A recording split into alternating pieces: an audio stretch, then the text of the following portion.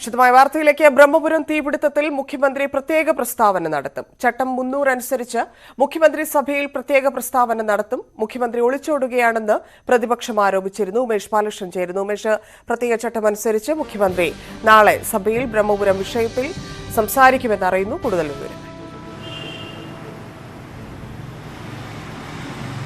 2 ദിവസത്തിന് ശേഷം മുഖ്യമന്ത്രി മൗനം വെടിയുകയാണ്. നാളെ ബ്രഹ്മപുരം വിഷയത്തിൽ മുഖ്യമന്ത്രി പ്രത്യേക പ്രസ്താവന നടത്തും. ചട്ടം 300 അനുസരിച്ചായിരിക്കും മുഖ്യമന്ത്രിയുടെ പ്രസ്താവന. ഇന്നലെയും ഇന്നും പ്രതിപക്ഷം മുഖ്യമന്ത്രി മൗനം വെടിയണമെന്ന് ആവശ്യപ്പെട്ടിരുന്നു. കൂടാതെ പ്രതിപക്ഷ നേതാവ് സഭയ്ക്കകത്തും മുഖ്യമന്ത്രി മൗനം വെടിയണമെന്ന് ആവശ്യപ്പെട്ടതിന് പിന്നാലെ മുഖ്യമന്ത്രി കത്തയക്കുകയും ചെയ്തിരുന്നു. നിലവിൽ നടക്കുന്ന പരിശോധന കൊണ്ട് കാര്യമില്ല എന്നും എല്ലാ ജന്തുക്കളുടെയും മനുഷ്യൻ്റെയും രക്തപരിശോധന നടത്തണം, ഡയോക്സിൻ ലെവൽ പരിശോധിക്കണം, കൂടാതെ ലോകാരോഗ്യ സംഘടനയുടെ എല്ലാം സഹായം തേടണം തുടങ്ങി നിർദ്ദേശങ്ങൾ പ്രതിപക്ഷ നേതാവ് മുന്നോട്ട് വച്ചിരുന്നു. എന്തായാലും ഈ കാര്യങ്ങളെല്ലാം പരാമർശിച്ചുകൊണ്ടായിരിക്കും മുഖ്യമന്ത്രിയുടെ മറുപടി.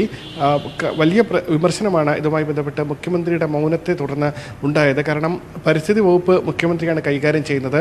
പക്ഷേ ഇന്നലെ ഇതുമായി ബന്ധപ്പെട്ട അടിയന്തര പ്രമേയം സഭയിൽ വന്നപ്പോഴും അതിന് മറുപടി ആരോഗ്യമന്ത്രിക്ക് തന്നെയായിരുന്നു ചോദ്യം ഉണ്ടായിരുന്നത്. ആരോഗ്യമന്ത്രി തന്നെയാണ് അടിയന്തര പ്രമേയത്തിന് മറുപടി പറഞ്ഞത്. അതിനുശേഷം സഭ പ്രക്ഷുബ്ധമായ സമയത്ത് പ്രതിപക്ഷം മുഖ്യമന്ത്രി മറുപടി പറയണമെന്ന് ആവശ്യപ്പെട്ടിരുന്നു. കൂടാതെ ഇന്ന് അടിയന്തര പ്രമേയം പരിഗണിച്ചില്ല എങ്കിൽ പോലും ഇന്ന് മറുപടി പറയാൻ ആവശ്യപ്പെട്ടിരുന്നത് മുഖ്യമന്ത്രിയോടായിരുന്നു. കാരണം സമരത്തിനിടെ പോലീസിൻ്റെ ലാത്തിച്ചാർജായിരുന്നു ഈ പ്രധാന വിഷയമായി പരാമർശിച്ചിരുന്നത്.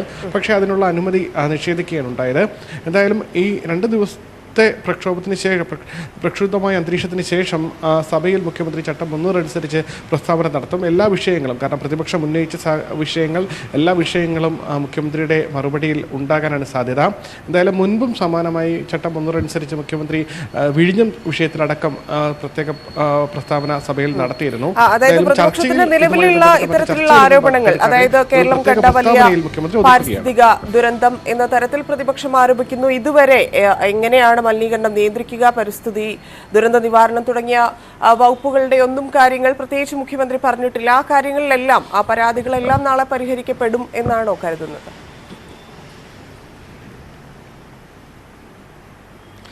പരിഹരിക്കപ്പെടുമോ എന്നല്ല, പക്ഷേ അതിനുള്ള മറുപടി ഉണ്ടാകുമെന്നാണ് കരുതുന്നത്. ഇന്നലെ തീ അണച്ചതിനെ തുടർന്ന് അതിനുവേണ്ടി പരിശ്രമിച്ചവർക്ക് ഫേസ്ബുക്കിലൂടെ അഭിനന്ദനം മുഖ്യമന്ത്രി അറിയിച്ചിരുന്നു. അതിനുശേഷം ജനങ്ങളുടെ ആരോഗ്യ പ്രശ്നങ്ങൾ വലിയ രീതിയിൽ പ്രതിപക്ഷം സഭയിൽ ഉന്നയിച്ചിരുന്നു. അതിലാണ് പ്രധാനമായി ഇനി മറുപടി പറയേണ്ടത്. ഒപ്പം പ്രതിപക്ഷ നേതാവ് മുഖ്യമന്ത്രിക്ക് കത്തയച്ചിരുന്നു. അതിലും ഈ ആശങ്ക തന്നെയാണ്. അതായത് ഇപ്പോൾ നടക്കുന്ന പരിശോധന അത് തൃപ്തികരമല്ല. കാരണം ഇത് ശ്വാസകോശ സംബന്ധമായ ബുദ്ധിമുട്ടുകളുണ്ടോ എന്നുള്ള പരിശോധനകൾ മാത്രമാണ് നടക്കുന്നത്. അത്തരം ചോദ്യാവലികളാണ് മാത്രമുള്ളത്. പക്ഷേ രക്തത്തിൽ ഡയോക്സിൻ്റെ അളവ് എത്രത്തോളം ഉണ്ട് തുടങ്ങിയ പരിശോധനകളൊന്നും നടത്തുന്നില്ല. അതുകൊണ്ട് തന്നെ അത്തരം പരിശോധനകൾ വേണം. ലോകാരോഗ്യ സംഘടനയുടെ സഹായമടക്കം തേടണം. പൊല്യൂഷൻ അല്ലെങ്കിൽ പ്രദേശത്തെ പൊല്യൂഷൻ്റെ അളവ് അത് എത്രത്തോളം ഉണ്ട് എന്ന് കണ്ടെത്തണം തുടങ്ങിയ ആവശ്യങ്ങളെല്ലാം ഉന്നയിച്ച് ഔദ്യോഗികമായി തന്നെ പ്രതിപക്ഷ നേതാവ് കത്തയക്കുകയും ചെയ്തിരുന്നു. ഈ സാഹചര്യങ്ങളെല്ലാം പരിഗണിച്ചുകൊണ്ടാണ് എന്തായാലും മുഖ്യമന്ത്രി മറുപടി പറയുന്നത്. എന്തായാലും തീ അണച്ചു കഴിഞ്ഞു. ആരോഗ്യവകുപ്പിൻ്റെ സർവേ ആരംഭിച്ചു കഴിഞ്ഞു. എന്തായാലും മുഖ്യമന്ത്രിക്ക് പറയാൻ, തുടർ നടപടികൾ ആരംഭിച്ച കാര്യങ്ങളെല്ലാം പറയാൻ നിരവധി കാര്യങ്ങൾ സഭയിൽ തന്നെ പറയാനുണ്ട്. അതുകൊണ്ട് തന്നെ അക്കാര്യങ്ങളെല്ലാം മുഖ്യമന്ത്രി നാളെ സഭയിൽ വ്യക്തമാക്കും. നന്ദി ഉമേഷ്. എന്തായാലും നാളെ ബ്രഹ്മപുരം തീപിടുത്തത്തിൽ മുഖ്യമന്ത്രി പ്രത്യേക പ്രസ്താവന സഭയിൽ നടത്തും എന്നാണ് അറിയുന്നത്. ബ്രഹ്മപുരം വിഷയത്തിൽ തുടർച്ചയായ 2ാം ദിവസവും നിയമസഭ പ്രക്ഷുബ്ധമായിരുന്നു. അടിയന്തര പ്രമേയ നോട്ടീസ് പരിഗണിക്കാൻ പോലും സ്പീക്കർ വിസമ്മതിച്ചതോടെ നടുത്തളത്തിൽ സമാന്തര സഭ ചേർന്നായിരുന്നു പ്രതിപക്ഷ പ്രതിഷേധം.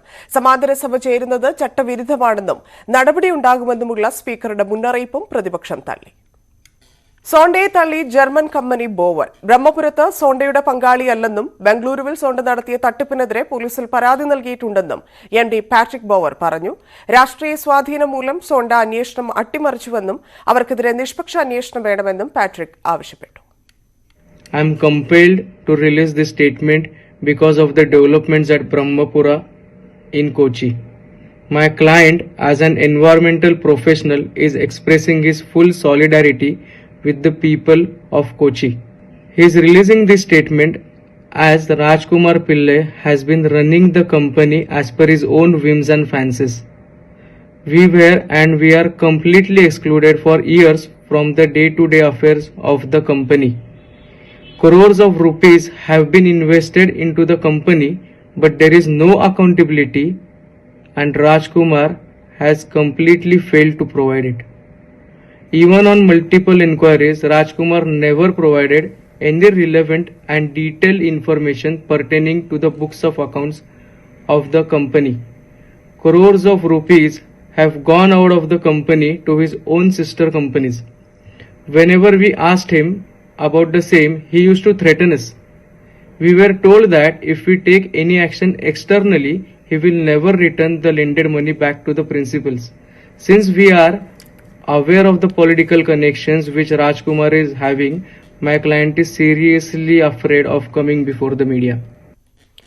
ബ്രഹ്മപുരം തീപിടുത്തത്തിൽ ആരോഗ്യ സർവേ ആരംഭിച്ചതായി മന്ത്രി വീണ ജോർജ്. 1249 പേർ ചികിത്സ തേടി. മൊബൈൽ ക്ലിനിക്കുകളിലായി 178 പേർ ചികിത്സ തേടി. പുക ശ്വസിച്ച് ഒരാൾ മരിച്ചെന്ന വാർത്തയിൽ ഡെത്ത് ഓഡിറ്റ് നടത്താൻ നിർദ്ദേശിച്ചെന്നും മന്ത്രി വീണ ജോർജ്. ഒക്കെ തന്നെ സേവനം തേടിയത് 11 ശ്വാസ് ക്ലിനിക്കുകൾ, അർബൻ ഹെൽത്ത് സെന്റേഴ്സിൽ സാധാരണ ശ്വാസ് ക്ലിനിക് ഇല്ല.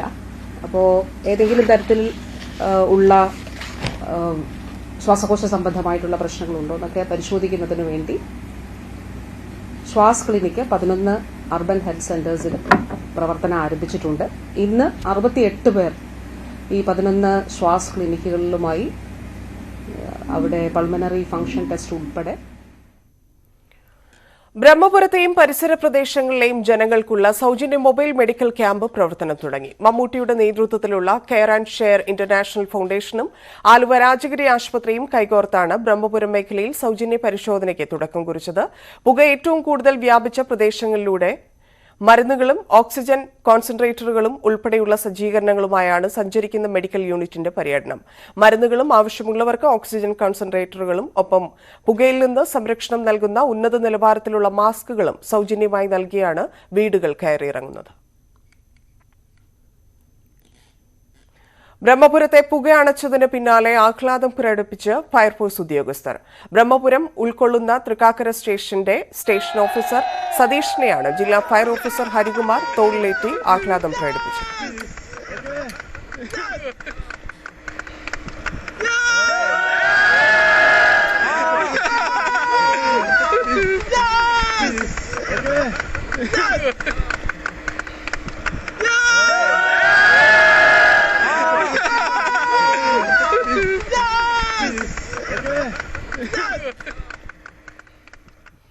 ബ്രഹ്മപുരം മാലിന്യ പ്ലാന്റിലെ തീപിടുത്തവുമായി ബന്ധപ്പെട്ട് തുടർ നടപടികൾ ആവശ്യപ്പെട്ട് പ്രതിപക്ഷ നേതാവ് മുഖ്യമന്ത്രിക്ക് കത്തയച്ചു. തീപിടുത്തം മൂലം മനുഷ്യരുടെ രക്തത്തിലെ ഡയോക്സിന്റെ അളവ് അടിയന്തരമായി പരിശോധിക്കണം. കൂടാതെ മൃഗസംരക്ഷണ വകുപ്പിന്റെ സഹായത്തോടെ വിഷപ്പുക ശ്വസിച്ച പ്രദേശങ്ങളിലുള്ള പശു, ആട്, എരുമ എന്നിവയുടെ പാൽ, രക്തം, മാംസം എന്നിവയിൽ അടങ്ങിയിരിക്കുന്ന ഡയോക്സിന്റെ അളവ് പരിശോധിക്കണം. വിഷപ്പുകയുടെ കാഠിന്യമുള്ള സ്ഥലങ്ങളിൽ ജനങ്ങൾക്ക് ഗ്യാസ് മാസ്ക് നൽകണം. കൂടാതെ വേനൽമഴ ഉണ്ടാകാനുള്ള സാധ്യത കണക്കിലെടുത്ത് മുൻകരുതലെന്നോണം മഴയ്ക്ക് മുമ്പും അതിനുശേഷവും ജലാശയങ്ങളിലുള്ള ജലത്തിന്റെ ഡയോക്സിന്റെ അളവ് പരിശോധിക്കപ്പെടണമെന്നും പ്രതിപക്ഷ നേതാവ് കത്തിൽ ആവശ്യപ്പെട്ടു. കോഴിക്കോട് ഞെളിയൻപറമ്പ് മാലിന്യ സംസ്കരണ കരാറിൽ നിന്ന് സോണ്ട ഇൻഫ്രാടെക്കിനെ ഒഴിവാക്കണമെന്ന ആവശ്യം ശക്തമാക്കി പ്രതിപക്ഷം. കരാർ റദ്ദാക്കണമെന്നാണ് കോൺഗ്രസിന്റെയും ബിജെപിയുടെയും ആവശ്യം. ഈ ആവശ്യം ഉന്നയിച്ച് മാലിന്യ സംസ്കരണ കേന്ദ്രത്തിലേക്ക് ബിജെപി മാർച്ച് നടത്തി. കോർപ്പറേഷൻ 2.5 കോടിയോളം രൂപ ചെലവിട്ടിട്ടും ഞെളിയൻപറമ്പിലെ വേസ്റ്റ് ടു എനർജി പദ്ധതി 4 വർഷമായിട്ടും നടപ്പായില്ല. സോണ്ട ഇൻഫ്രാടെക്കാണ് ഇവിടെയും കരാറെടുത്തത്. കരാർ കാലാവധി നീട്ടി നൽകണമെന്നാവശ്യപ്പെട്ട് കോർപ്പറേഷന് കമ്പനി കത്ത് നൽകിയിരുന്നു. കമ്പനിയെ കരിമ്പട്ടികയിൽ ഉൾപ്പെടുത്തണമെന്നാണ് പ്രതിപക്ഷ കൌൺസിലർമാരുടെ ആവശ്യം. സോണ്ടയെ കരാറിൽ നിന്ന് മാറ്റണമെന്നാവശ്യപ്പെട്ട് ബിജെപി ഞെളിയൻപറമ്പിലേക്ക് മാർച്ച് നടത്തി. ജില്ലാ പ്രസിഡന്റ് VK സജീവൻ ഉദ്ഘാടനം ചെയ്തു. ബ്രഹ്മപുരത്തെ ദുരന്ത ഭൂമിയാക്കിയ വിവാദ കമ്പനി സോണ്ട ഇൻഫ്രാടെക്കിനെ ഇവിടെ നിന്ന് കെട്ടുകെട്ടിക്കാനുള്ള ജനങ്ങളുടെ സമരത്തിന്റെ തുടക്കമാണ് ഈ മാർച്ച് എന്ന് സൂചിപ്പിക്കാൻ വേണ്ടി ഞാൻ ആഗ്രഹിക്കുകയാണ്. സോണ്ടയെ ന്യായീകരിച്ച് വീണ്ടും കോർപ്പറേഷൻ രംഗത്തെത്തി. സ്വാഭാവിക കാലതാമസം മാത്രമാണെന്ന വിശദീകരണമാണ് മേയറുടേത്. സോണ്ടയെ മാറ്റുന്നതുവരെ സമരം ശക്തമാക്കാനാണ് പ്രതിപക്ഷ സംഘടനകളുടെ തീരുമാനം. ന്യൂസ് 18 കോഴിക്കോട്. കോഴിക്കോട് കോർപ്പറേഷനിലെ മാലിന്യ സംസ്കരണത്തിൽ വിശദീകരണവുമായി മേയർ ബീന ഫിലിപ്പ്. മുൻപരിചയമില്ലാത്ത കമ്പനിയെ വിശ്വസിച്ചുപോയി. ബയോമൈനിംഗ് സമയബന്ധിതമായി പൂർത്തിയാക്കാൻ കഴിഞ്ഞില്ല. നടപടികളുടെ ഭാഗമായി കമ്പനിയുടെ MDയെ വിളിച്ചു വരുത്തുമെന്നും മാലിന്യ സംസ്കരണം കോർപ്പറേഷന്റെ മേൽനോട്ടത്തിൽ തന്നെ നടത്തുമെന്നും ബീന ഫിലിപ്പ്. നമുക്ക് അവരോട് ഇനി അത് ബുദ്ധിമുട്ടണമെന്ന് പറഞ്ഞിട്ടുണ്ട്. അവർക്ക് ഇനി ഗവൺമെൻറ്റുമായിട്ടുള്ള ഒരു ധാരണയും കൂടിയാണല്ലോ അവർ വെച്ചിരിക്കുന്നത്. നമ്മുടെ ഭാഗം ഇത് മാത്രമായിരുന്നല്ലോ. അപ്പോൾ സർക്കാരുമായി ആലോചിച്ച് വിപുലമായ തരത്തിൽ ചർച്ച നടത്തിയിട്ടേ അടുത്ത നടപടി എന്ത് എന്ന് പറയാൻ സാധിക്കൂ.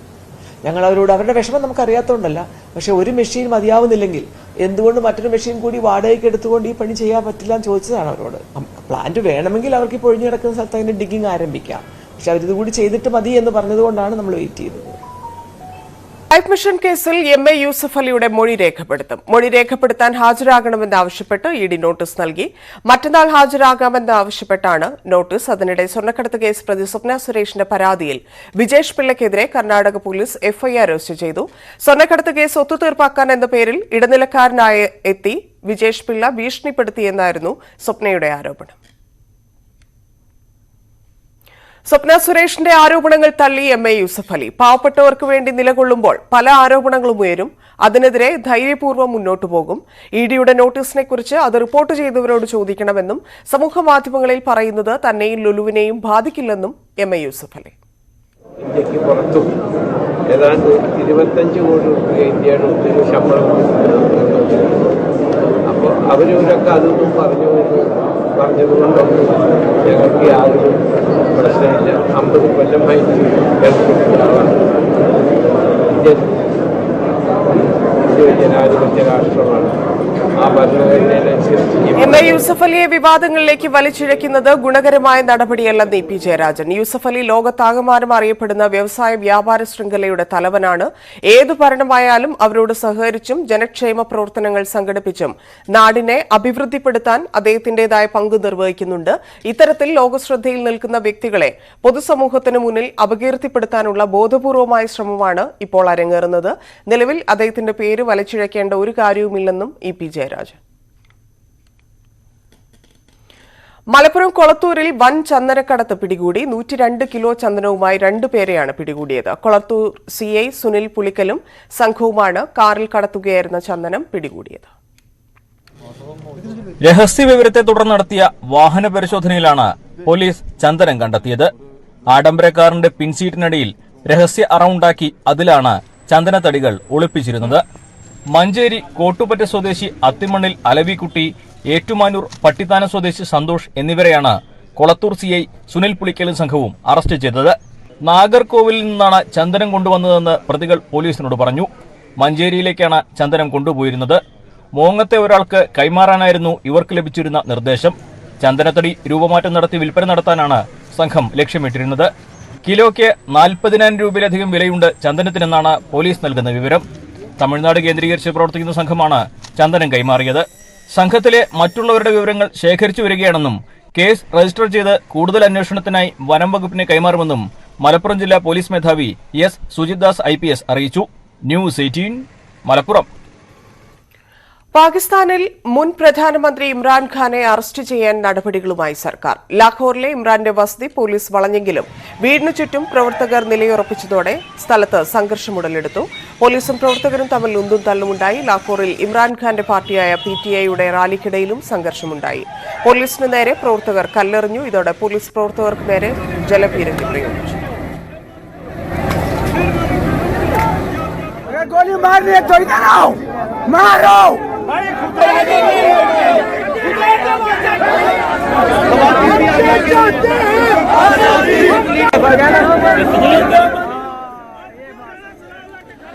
തന്നെ അറസ്റ്റ് ചെയ്ത് ജയിലിലടച്ച് പോരാട്ടം തകർക്കാനുള്ള ശ്രമമാണ് നടക്കുന്നതെന്ന് ഇമ്രാൻഖാൻ വീഡിയോ സന്ദേശത്തിൽ ആരോപിച്ചു.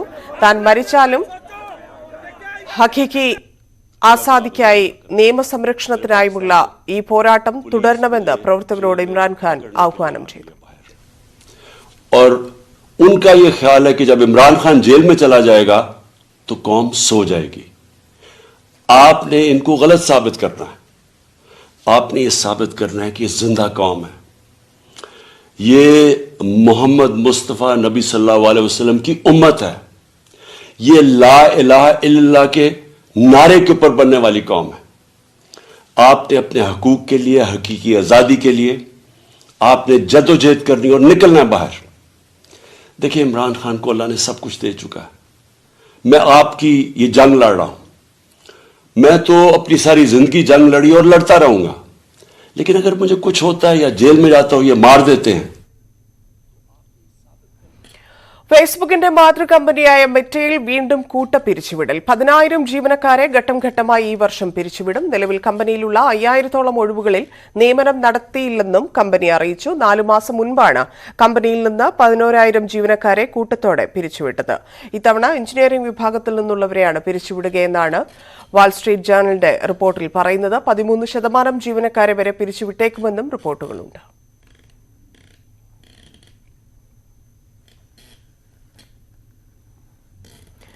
ഭോപ്പാൽ വാതക ദുരന്തത്തിലെ ഇരകളുടെ നഷ്ടപരിഹാരം വർദ്ധിപ്പിക്കണമെന്ന ആവശ്യം സുപ്രീംകോടതി ഭരണഘടനാ ബെഞ്ച് തള്ളി.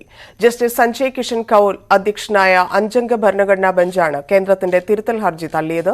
നഷ്ടപരിഹാരം സംബന്ധിച്ച വിഷയം 2 പതിറ്റാണ്ടിന് ശേഷം ഉന്നയിക്കുന്നതിന്റെ യുക്തി വിശദീകരിക്കാൻ കഴിയാത്ത കേന്ദ്ര സർക്കാർ നടപടിയിൽ സുപ്രീംകോടതി അതൃപ്തി രേഖപ്പെടുത്തി. ദുരന്തത്തിന്റെ ഇരകൾക്ക് യൂണിയൻ കാർബൈഡ് കോർപ്പറേഷന്റെ ഇപ്പോഴത്തെ ഉടമകളായ ഡൌ കെമിക്കൽസിൽ നിന്ന് 7,844 കോടി രൂപയുടെ അധിക നഷ്ടപരിഹാരമാണ് കേന്ദ്രം ആവശ്യപ്പെട്ടത്. ഇടവേളയ്ക്ക് ശേഷം വാർത്തകൾ തുടരും.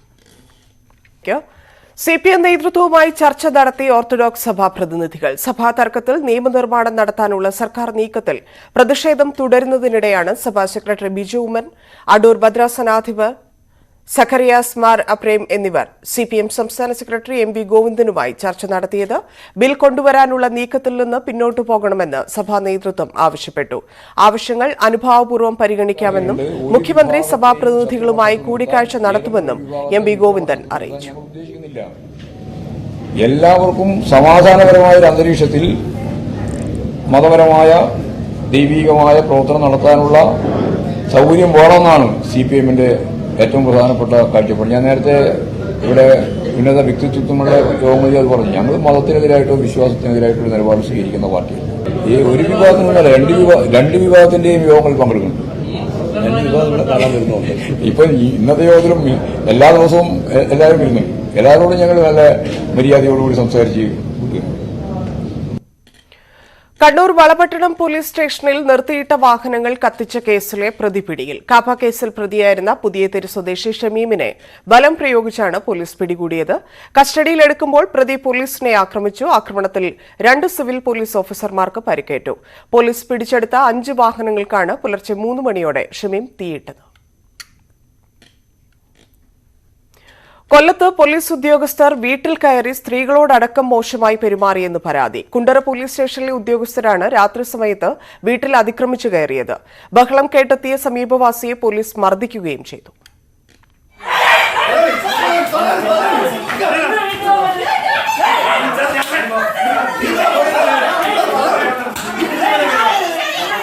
കൊല്ലം കരിക്കോട് TKM കോളേജിന് എതിർവശത്തെ അലിമൻസിലാണ് ഇന്നലെ രാത്രി പോലീസ് ഉദ്യോഗസ്ഥർ അതിക്രമിച്ചു കടന്നത്.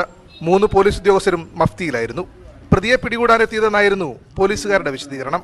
ഈ സമയം സ്ത്രീകളും കുട്ടികളും മാത്രമേ വീട്ടിൽ ഉണ്ടായിരുന്നുള്ളൂ. കാര്യം തിരക്കിയപ്പോൾ ഉദ്യോഗസ്ഥർ തട്ടിക്കയറി.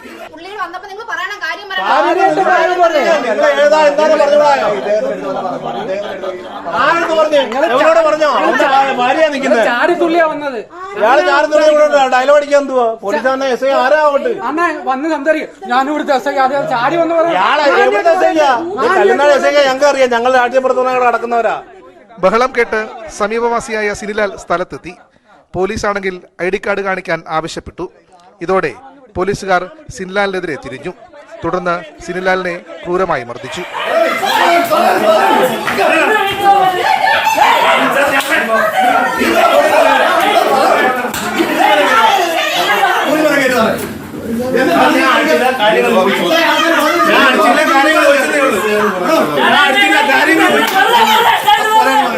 പോലീസുകാരെ മർദ്ദിച്ചുവെന്നാരോപിച്ച് സിനിലാലിനെതിരെ 7ഓളം വകുപ്പുകൾ ചുമത്തി കേസെടുത്തു. പോലീസുകാർക്കെതിരെ സ്ത്രീകൾ പരാതി നൽകിയിട്ടുണ്ട്. വധശ്രമ കേസ് പ്രതി അന്വേഷിച്ചെത്തിയതാണെന്നാണ് പോലീസ് വിശദീകരണമെങ്കിലും വീട് മാറി കയറിയതാണ് അതിക്രമത്തിൽ കലാശിച്ചത്. ഐഡന്റിറ്റി കാർഡ് ഇല്ല, ചോദിച്ചിട്ട് ഇവർ തരുന്നതേ ഇല്ല. ഇവര് തെളിവൊന്നും തരുന്നില്ല. ഇവര് യൂണിഫോം അല്ല, ഒരു സാധാരണ ഒരു ഞങ്ങൾ കണ്ടപ്പോഴത്തേക്ക് എങ്ങോ അടിപിടി കൂടിയിട്ട് ഓടി വന്ന 2-3 ചെറുപ്പക്കാരെ പോലെ ഞങ്ങൾക്ക് മനസ്സിലായിട്ടുള്ളൂ. പോലീസുകാരാണെന്നുള്ള ഒരു ലുക്കും അവർക്കില്ലായിരുന്നു. ഒരു ക്രിമിനൽ ലുക്കായിരുന്നു അവർക്ക്. ന്യൂസ് 18 കൊല്ലം. ആദിവാസി യുവാവ് വിശ്വനാഥന്റെ മരണത്തിൽ ക്രൈംബ്രാഞ്ച് അന്വേഷണം വേണമെന്ന് കോഴിക്കോട് മെഡിക്കൽ കോളേജ് ACP. കേസിൽ ശാസ്ത്രീയമായ അന്വേഷണം വേണം. ഇക്കാര്യം ചൂണ്ടിക്കാട്ടി മെഡിക്കൽ കോളേജ് ACP കമ്മീഷണർക്ക് കത്ത് നൽകി. നേരത്തെ കേസിൽ അന്വേഷണത്തിന് വേഗം പോരെയെന്ന് മന്ത്രി കെ രാധാകൃഷ്ണന് മുമ്പിൽ കുടുംബാംഗങ്ങൾ പരാതി നൽകിയിരുന്നു. അട്ടപ്പാടിയിൽ ആദിവാസി യുവതി ജീപ്പിൽ പ്രസവിച്ചു. കരുവാര ആദിവാസി ഊര് നിവാസി മരുതന്റെ ഭാര്യ സൗമ്യയാണ് മണ്ണാർക്കാട് താലൂക്ക് ആശുപത്രിയിലേക്ക് കൊണ്ടുപോകുന്നതിനിടെ ജീപ്പിൽ പ്രസവിച്ചത്. 8 മാസം ഗർഭിണിയായ സൗമ്യയ്ക്ക് ഇന്ന് പുലർച്ചെയാണ് വേദന അനുഭവപ്പെട്ടത്. തുടർന്ന് ജീപ്പിൽ മണ്ണാർക്കാട് താലൂക്ക് ആശുപത്രിയിലേക്ക് പോകുമ്പോൾ വേദന കൂടി. ജീപ്പ് അട്ടപ്പാടി ചുരം 10-ാം വളവിന് സമീപം എത്തിയപ്പോൾ സൗമ്യ പ്രസവിച്ചു. ഭർത്താവ് മരുതനും സൗമ്യയുടെ അമ്മയും മാത്രമാണ് ജീപ്പിലുണ്ടായിരുന്നത്. നമ്മൾ 4 മണിക്ക് പ്രസവം എടുത്തപ്പോൾ വണ്ടി വിളിച്ചു വന്ന് ചുരത്തുമ്പോൾ പ്രസവിച്ചു. നേരെ ഹോസ്പിറ്റലിൽ കുഴപ്പമൊന്നുമില്ല. അമ്മയെയും കുഞ്ഞിനെയും പിന്നീട് താലൂക്ക് ആശുപത്രിയിലേക്ക് മാറ്റി. ഇരുവർക്കും മറ്റ് പ്രശ്നങ്ങളൊന്നും ഇല്ലെന്ന് ആശുപത്രി അധികൃതർ പറഞ്ഞു. മണ്ണാർക്കാട് താലൂക്ക് ആശുപത്രിയിലാണ് സൗമ്യയെ നേരത്തെയും കാണിച്ചിരുന്നത്. ന്യൂസ് 18 പാലക്കാട്. തിരുവനന്തപുരം ചിറയൻകീഴിൽ ഓടിക്കൊണ്ടിരുന്ന KSRTC ബസ്സിന് തീപിടിച്ചു. ചിറയൻകീഴിൽ നിന്ന് തിരുവനന്തപുരത്തേക്ക് പോയ ബസ്സിൽ അഴൂർ കാറ്റാടിമുക്കിൽ വെച്ചാണ് പുക ഉയരുന്നത് ശ്രദ്ധയിൽപ്പെട്ടത്. ബസ് പകുതിയിലേറെ കത്തിനശിച്ചു. ആറ്റിങ്ങൽ ഡിപ്പോയിലെ വാഹനമാണ് അപകടത്തിൽപ്പെട്ടത്. ആർക്കും പരിക്കില്ല.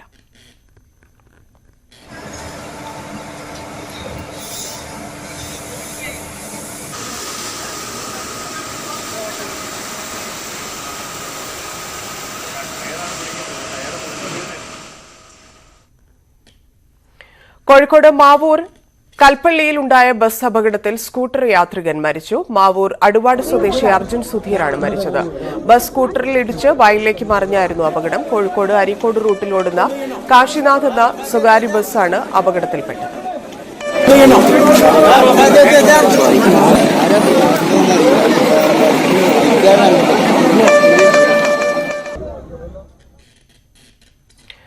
കണ്ണൂരിൽ യുവാവ് അപകടത്തിൽ നിന്ന് അത്ഭുതകരമായി രക്ഷപ്പെടുന്നതിന്റെ ദൃശ്യം വൈറലാകുന്നു. ചെറുകുന്ന് പള്ളിച്ചാലിൽ രാവിലെ നടന്ന സംഭവത്തിന്റെ CCTV ദൃശ്യങ്ങൾ പുറത്തുവന്നു. ഇരുമ്പ് പൈപ്പുകൾ കയറ്റിവന്ന മിനി ലോറി റോഡ് മുറിച്ചു കടക്കുകയായിരുന്ന യുവാവിനെ കണ്ട് വേഗത്തിൽ ബ്രേക്ക് ചെയ്തു. ഇരുമ്പ് പൈപ്പുകൾ വാഹനത്തിൽ നിന്ന് റോഡിലേക്ക് തെറിച്ചു വീണെങ്കിലും പരിക്കേൽക്കാതെ യുവാവ് രക്ഷപ്പെട്ടു.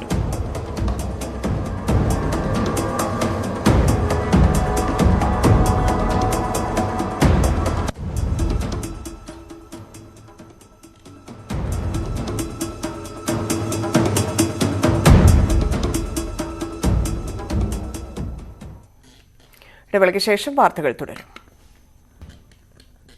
മറ്റു ചില വാർത്തകൾ ചുരുക്കത്തിൽ.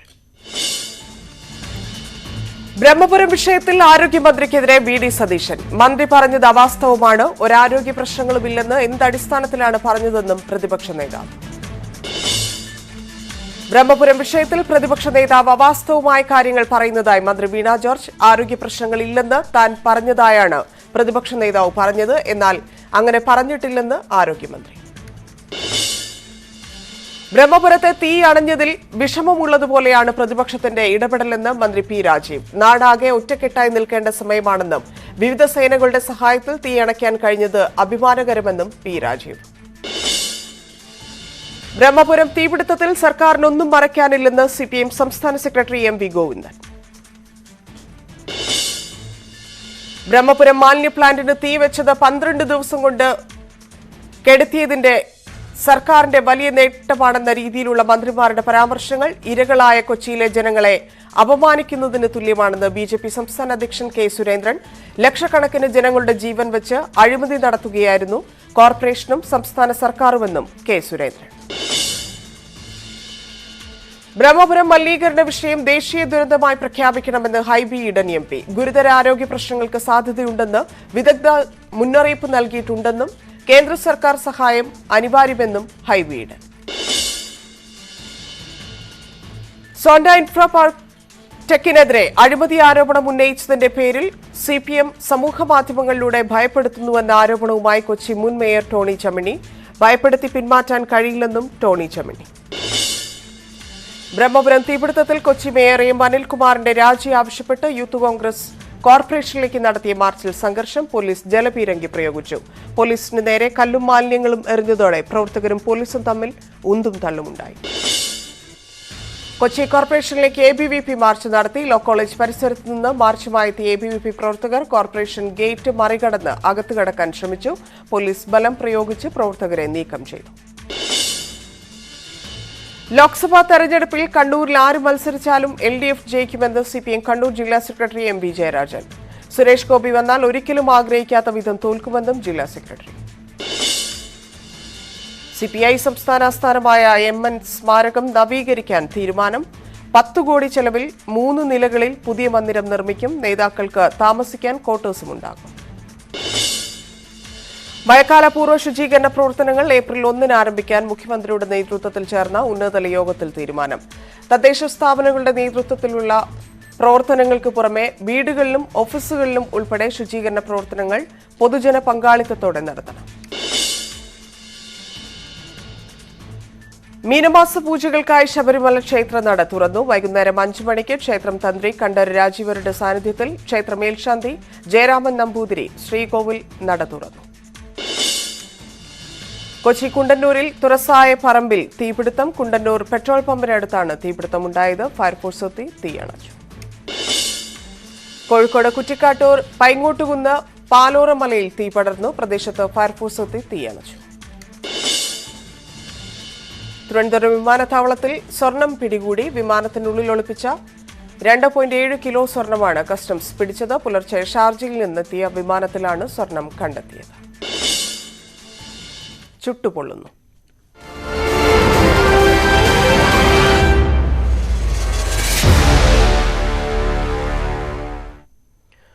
തിരുവനന്തപുരത്തെ മലയോര മേഖലകളിൽ കുടിവെള്ളക്ഷാമം രൂക്ഷമാണ്. വേനൽ കടുക്കുന്തോറും ഒരു തുള്ളി വെള്ളത്തിനായി മണിക്കൂറുകൾ കാത്തിരിക്കേണ്ട ഗതികേടിലാണ് അമ്പൂരി നെല്ലിക്കാമലയിലുള്ളവർ.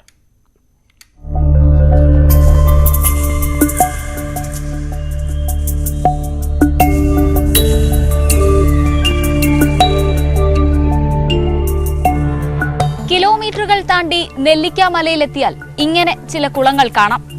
ഇവിടുത്തുകാർ കുടിവെള്ളത്തിനായി ആശ്രയിക്കുന്നത് ഇത്തരം ജലസ്രോതസ്സുകളാണ്. എന്നാൽ അവയുടെ അവസ്ഥയും പരിതാപകരം.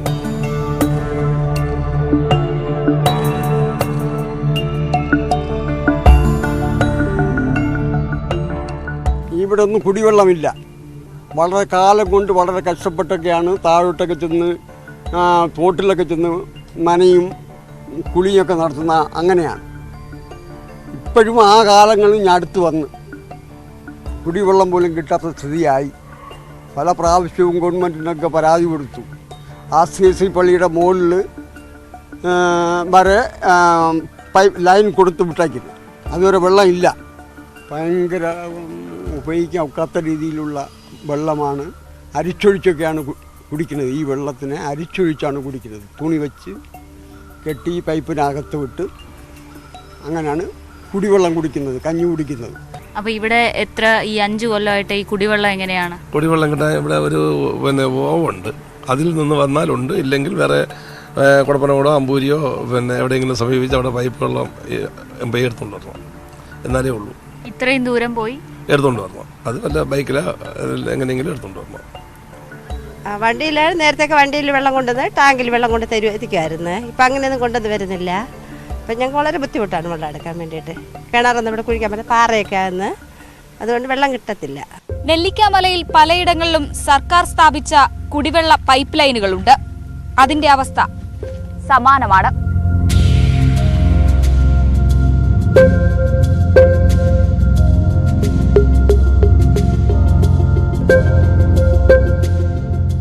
അപ്പോൾ ഇതിന് കുറച്ച് മുകളിലൊരു 300 മീറ്റർ മുകളിലൊരു ചെറിയ ഉറവയുണ്ട്. അതിങ്ങനെ എല്ലാവരും ഹോസിട്ട് വെള്ളം താഴോട്ടൊക്കെ എടുത്തിട്ടുണ്ട്. അപ്പോൾ അത് ഇപ്പോൾ തുറന്നു നോക്കിക്കഴിഞ്ഞാൽ ശകലച്ച വെള്ളം വരുന്നതേ ഉള്ളൂ. അത്യാവശ്യത്തിന് കിട്ടുന്നതേ ഉള്ളൂ. ഇപ്പോൾ വെള്ളത്തിൻ്റെ വലിയ ക്ഷാമമുണ്ട് ഏത് സമയത്തായാലും. കിണർ കുഴിച്ചാൽ കിണറിനകത്ത് അധികം വെള്ളം കിട്ടുന്നില്ല. പിന്നെ മഴക്കാലങ്ങളിലെ വെള്ളം മാത്രമേ ഉള്ളൂ. അപ്പോൾ അങ്ങനത്തെ ബുദ്ധിമുട്ടുണ്ട്. അപ്പോൾ വെള്ളത്തിൻ്റെ എന്തെങ്കിലും ക്രമീകരണം ഞങ്ങൾക്ക് ഉണ്ടായാലേ ഇവിടെ ജീവിക്കാനും പറ്റുന്നുള്ളൂ. വീടൊക്കെ വിറ്റ് പോകുന്നുണ്ട്. വീട് വിറ്റ് പോകുന്നുണ്ട്. വെള്ളത്തിൻ്റെ ബുദ്ധിമുട്ടുണ്ട്. പിന്നെ റോഡാണ് ഇങ്ങനെ ഇടിഞ്ഞു പൊടിഞ്ഞ് കിടക്കയല്ലേ. അപ്പോൾ വണ്ടി കയറാൻ അത്യാവശ്യം ഒരു ആശുപത്രി കേസ് വന്നാൽ ഒന്ന് കൊണ്ടുപോകാനോ വണ്ടി കയറാനോ പറ്റുന്നില്ല. പിന്നെ കട്ടിൽ കൊണ്ട് ചുമന്ന് കൊണ്ടുപോകണം. അങ്ങനത്തെ ബുദ്ധിമുട്ടുണ്ട്. അതുകൊണ്ടാണ് ആൾക്കാരൊക്കെ താഴോട്ട് പോകുന്നത്. പഞ്ചായത്തുകാരും സർക്കാരും ഒക്കെ റോഡ് അങ്ങ് വളരെ അങ്ങ് ഉപേക്ഷിച്ചിട്ടിരിക്കുന്നു എന്നുള്ളതാണ്. അല്ല, അവർ ചെയ്യാന്ന് പറയും ചെയ്യുന്നില്ലല്ലോ. റോഡാണ് അത്യാവശ്യം. ഒരാൾ മരിച്ചാൽ പോലും കൊണ്ടുവരാനും പറ്റില്ല, ഒരാൾ വീഴുന്ന് കിടന്നാൽ കൊണ്ടുപോകാൻ പറ്റില്ല. നമ്മൾ പരാതി പറയാനല്ലാതെ എന്ത് ചെയ്യാൻ പറ്റും? പറഞ്ഞാലിട്ടോ എത്രയെങ്കിലും വർഷമായതാ ഈ റോഡ്. ഞാൻ ജനിക്കുമ്പോഴുള്ള റോഡാണ്, ഇപ്പോഴും ഇങ്ങനെ കിടക്കണം. വഴി തീർത്തുമില്ല. റോഡ് ഒരിക്കലും പഞ്ചായത്തുകാർ നോക്കുകയില്ല. ഇലക്ഷന് വോട്ട് വാങ്ങിച്ചുകൊണ്ട് പോകുന്ന ഒരു ചുമതല അല്ലാതെ അന്നത്തേനും മാത്രം അവർക്ക് ഇവിടെ ഈ റോഡിനും സങ്കടവും പ്രയാസമൊക്കെ ഉണ്ട്. അത് കഴിഞ്ഞ് അവരെ ഒഴിവായി പോകും. ഒന്നും കൊടുത്തിട്ട് കാര്യമല്ലേ കൊടുക്കുന്നത്? ആ കാര്യമുള്ള പഞ്ചായത്തിലല്ലേ കൊടുക്കുക. ഞങ്ങളുടെ പഞ്ചായത്ത് എന്ന് പറയുമ്പോൾ ഒരു 10-15 കൊല്ലം കൊണ്ട് ഇപ്പം പ്രസിഡന്റുമാർക്ക് ഒരു ജോലിയില്ല, ചുമ്മാ ഇരുന്നാൽ മതി. ഈ കാണുന്ന നീരുറവയാണ് ഒരു നാടിന്റെ ആകെ ദാഹമകറ്റുന്നത്.